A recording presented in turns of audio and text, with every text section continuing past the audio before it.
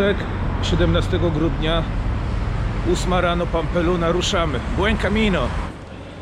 Ciężko się zgubić tutaj, bo jak już się oczywiście znajdzie szlak, jest się na szlaku, co 2 metry w chodniku są włożone takie płytki informujące, że Camino de Santiago jest tutaj. Dostałem wczoraj maila od pana, u którego będę dzisiaj nocował w schronisku, że jest spora mgła w ostatnich dniach i mogę mieć problem, żeby przejść 40 km. No i pan nie kłamał, bo dla nie jest biało. Czy w mieście jakoś to wyglądało, ale teraz wygląda na to, że będę cały czas szedł w takiej właśnie aurze. I zbliżam się już na Alto Padrón, tak się bodajże ten szczyt nazywa. Miały być wiatraki, ale nie spodziewałem się, że to będzie tak epicko wyglądało, bo jednak wiatraki wyłaniające się z chmur, tak jakby w ogóle nie miały osadzenia w gruncie. No, piękna sprawa. Mam nadzieję, że udało się to jakoś uchwycić na nagraniu. Czuję się dobrze. Za mną na pewno już ponad 10 km, może z 13. Oto jestem. Tłumy. O, panoramy sobie zobaczymy. Can you take a picture of me?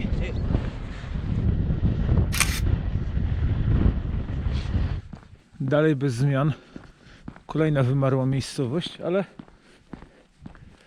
jest fajnie, kurczę, podoba mi się. Muszę wam powiedzieć, że naprawdę mi się podoba. Bardzo dobre tempo. Tak jak mi się wydaje. Tutaj jest strzałeczka w lewo, więc je skrócimy. Udało się.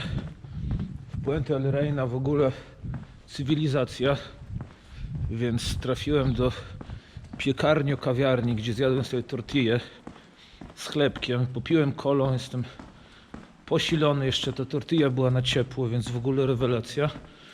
No i zostało 18 km. Tutaj zakupy dla Camino de Santiago, jak widać głównie wino. Zobaczyłem napis, że tu będzie strefa relaksu. Już się zastanawiałem, jak bardzo kraty będą zamknięte, a tutaj no, prawdziwa strefa relaksu. Książki można sobie wypożyczyć. Co jeszcze jest w ofercie? Można usiąść, można zajrzeć do doniczki, można napić się wody, jak jest się psem, wyrzucić śmieci, wziąć sobie stempel, którego nie ma, a jeszcze można za to wszystko na koniec zapłacić. Do Santiago zostało 676 km. Książek nie będę czytał. No to chyba ruszamy dalej. Zostało już, nie wiem, z 4 km, nie mniej, trochę z 3. Idę już trochę siłą woli, ale no już bliziutko, więc chyba dam radę. Sobota, drugi dzień mojego Camino. Ruszyłem rano z Villa Tuerty. Przyjemna droga, Jordi pożegnał mnie śniadaniem i teraz idę przez Estella. Zostało raptem 665 km, więc blisko. Dzisiaj planuję krótszy dzień, tylko 33 km. Mam zarezerwowany dość ekskluzywny nocleg, więc nie mogę się doczekać pięknego łóżka i w ogóle wypasu. No to teraz prawdziwy test, czy kran z winem, który tutaj ponoć jest, można napić się winka, działa czy nie działa. Kurczę, no wygląda jakby działało, nie? No kurde, przepraszam, no leci. Całkiem zacny trunek.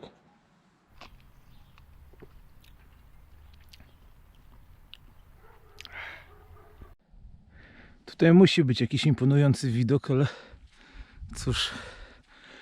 cóż, mgła, ale pięknie jest, taki klimat mroczny, mistyczny. Naprawdę bardzo przyjemnie się idzie też dzięki temu. Dzień trzeci, Stoles del Rio del Rio do Logroño. Krótki odcinek, raptem 20 km. Trasa początkowo była pod górę, niewielki szczyt, później wzdłuż trasy samochodowej, a teraz zbliżam się do miejscowości Viana. Kolejne ładne miasteczko po drodze. Tutaj za mną pan właśnie osusza piwko. Zazdroszczę tym ludziom, ale Tak jakbym pił piwko w każdym barze, to myślę, że daleko bym nie zaszedł. W ogóle trochę borykam się z problemami z nogą, ale na razie tam 7 km przeszedłem z Logroño i jest ok. Liczę, że uda się dotrzeć do Nahery i kolejny spokojny dzień, odpoczynek, znaczy wieczór, odpoczynek i tak dzień po dniu, mam nadzieję, że się uda. Słońce pojawiło się na szlaku. Jak widzicie, lśni nade mną. Co prawda przybija się przez chmury i mgłę, ale no jest to drugi raz, kiedy w ogóle jakiekolwiek słońce widzę podczas tej wyprawy. Właśnie schodzę ze wzgórza, z którego rozciągał się przepiękny widok. A czemu się rozciągał? Bo obecnie nie widać absolutnie nic. A gdy tutaj przyszedłem 15 minut temu, to widziałem ościeżone szczyty. Ponad 2000 metrów, które są gdzieś tam w oddali. Jak dużo znaczy, kurczę, trochę szczęścia. Dzięki temu, że przyspieszyłem, doszedłem tutaj. W pięknym słońcu zobaczyłem ten cudowny widok.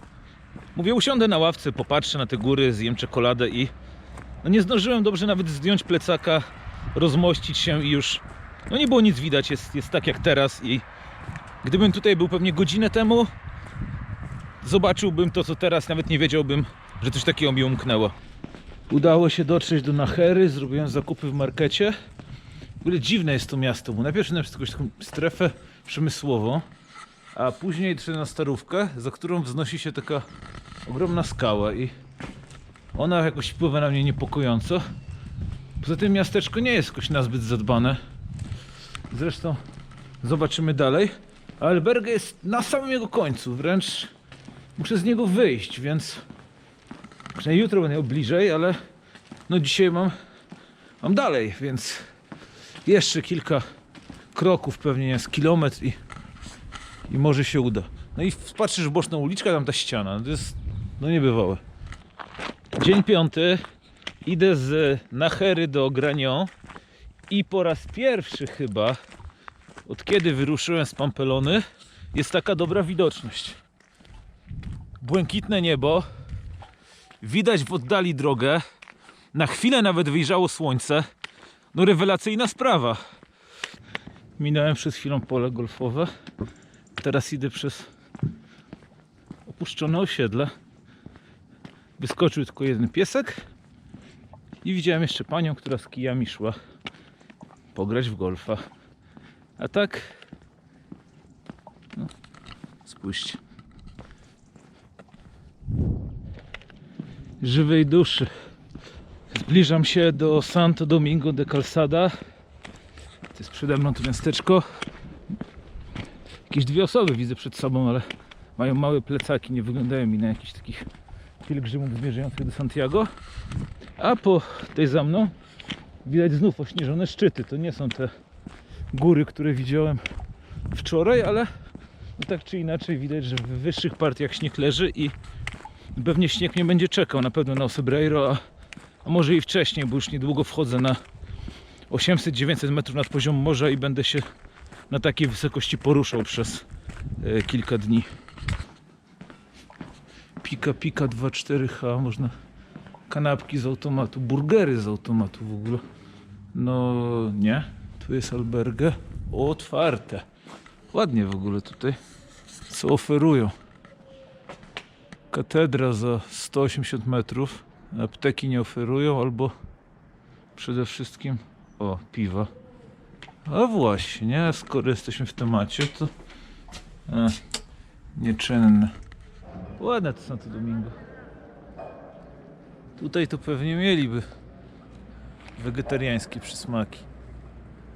Mamy tak, plac zabaw, miejską siłownię oraz cmentarz, czyli od najmłodszych po trochę starszych, po najstarszych. Każdy znajdzie coś dla siebie. Taka to moja refleksja na temat przemijania w ten piękny środowy poranek. Wczoraj w ogóle, czyli we wtorek, na koniec 5. dnia mojego Camino, miałem naprawdę ciekawe przeżycie. Nocowałem w Grañón, w albergę parafialnym. Przywitał mnie hospitalero Eduardo. No i potem zaczęły dziać się cuda. Spytał, czy napije się kawy, herbaty. A potem powiedział, że słuchaj, mam do ciebie pytanie, czy pomożesz mi udekorować albergę na święta. Więc poszliśmy na zaplecze, zdjęliśmy 2 pudła różnych bombek, choinek, łańcuszków, Jezusków, Maryjek.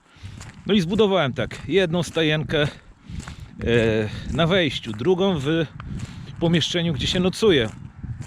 Zamontowałem i ubrałem choinkę, więc w ogóle fajna sprawa, bo jako że żadnej choinki u siebie w mieszkaniu nie ubierałem, to myślałem, że w tym roku żadnej nie ubiorę, a tutaj piękna sprawa, bo w Granion przez kilka następnych dni będzie stała choinka ubrana właśnie przeze mnie. Nie była duża, ale była choinką, więc spełniłem taki mój mały świąteczny rytuał, obowiązek. A jak jesteśmy przy rytuałach, to po kolacji zostałem zabrany, słuchajcie, do kościoła. Eduardo zapalił świecę i przez kilka minut siedzieliśmy w ciemności w kościele i zastanawialiśmy się nad tym, czym chcielibyśmy się podzielić ze sobą.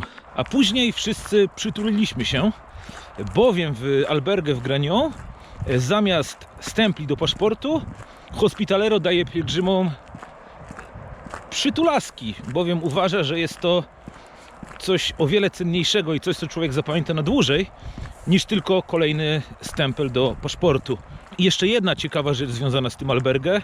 Ono jest donativo, czyli nie ma tam żadnej ustalonej ceny za nocleg, płaci się co łaska, ale co ciekawe, jest to jedno z tego, co mówił Eduardo, jedynych albergę w ogóle na Camino, a może i w Europie czy na świecie, gdzie można również wziąć pieniądze z pudełka, bowiem zawsze, i tego bardzo pilnują, jest tam minimum 7 euro. Jednym z pierwszych gości pielgrzymów była osoba bezdomna, która zapowiedziała, że niestety nie może zapłacić za nocleg. Została ta osoba ugoszczona. Na koniec, jako że była goszczona tak dobrze przez gospodarza, postanowił ten bezdomny zostawić tam swoje oszczędności, czyli równowartość 7 euro. Nie jestem pewien, czy wtedy już euro było walutą w Hiszpanii. I dlatego teraz to 7 euro zawsze tam czeka na osobę, która tego potrzebuje. Jest w ogóle piękna sprawa. W Beldorado event bożonarodzeniowy. Jak widzieliście, dzieci się bawią, tańczą. A ja jestem z powrotem na Camino. I gdzieś tutaj powinna być piekarnia, na co bardzo liczę, bo potrzebuję trochę chlebka.